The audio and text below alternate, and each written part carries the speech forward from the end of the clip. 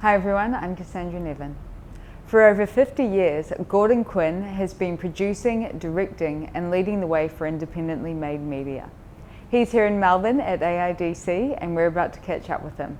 Filmmaking is a collaborative art, so you work with a team of people, and I actually, at this point in my life, I really like producing, and I'm not the hands-on producer, I'm not raising the money, and I'm not, making all the arrangements. I'm more working with people around storytelling and around, kind of the ethics of documentary filmmaking and helping them to figure out what their film should be and working with them in the editing rooms. What about like young up-and-coming filmmakers? Do you have any advice for them? Think about craft. To think about, like, for instance, I see a lot of times people have short-shrifted sound, and I'm like, hey, if I can't hear it, we can't use it. You have to get the sound. When I was a camera person, and I would say to the sound people I'm working with, it's like, don't worry about getting your microphone in my picture. I will reframe, because we're making a documentary, and if I can't hear what the person says, there's no take two.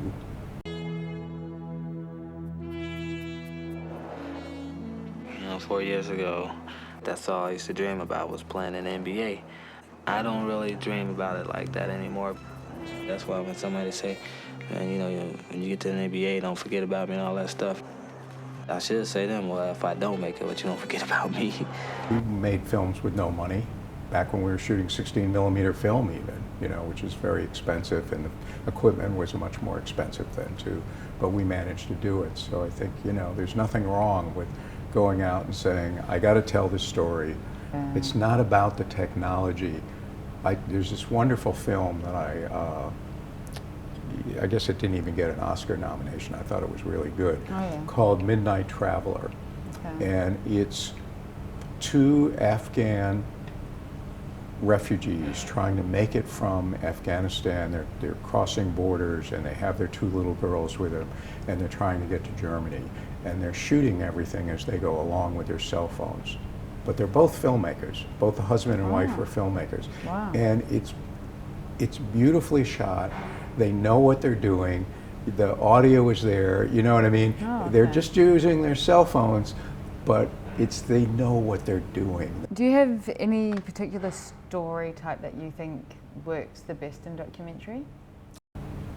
I want to tell stories, and I want the people that we work with to be telling stories about people that they care about in some kind of way, that they respect in some kind of way. They may be very flawed people, there may be real contradictions in their lives, and there's nothing wrong with holding people accountable for what they've done in the world, but I don't want to be making films that are looking down our nose at people, that are making fun of people.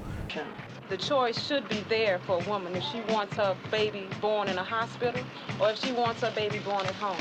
In 1974, in spite of the protests of the mothers who used the Chicago Maternity Center, Northwestern University closed the center down. But I think there's all kinds of stories. Almost anything can be a documentary, and sometimes it can be something very small or just within a family, and other times it's big stuff. There's some things you just start.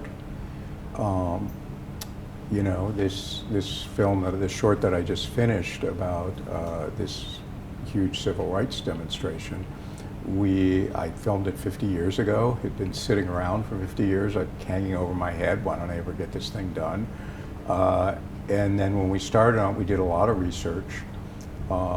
We started filming, but we were constantly making sure, and one of my producers, co-filmmakers, was a historian. It's like, I didn't want to get the history wrong. This is a film that is about history. We have to make sure that we are not going to have somebody from the academic world or something coming after us and saying, oh, you got this wrong, So she played a big part in the film and actually changed part of what it was about.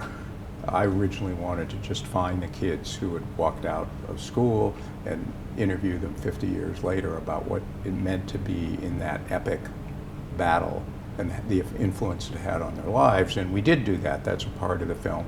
But the other part of the film, Tracy was like, we have to tell the history of how they made this happen.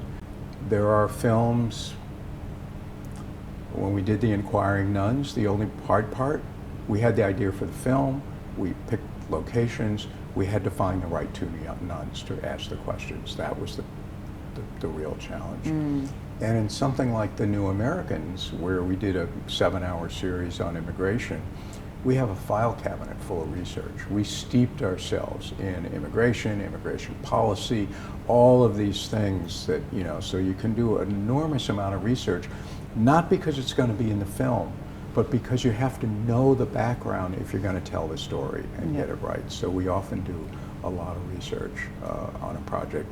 But occasionally there are ones where you just start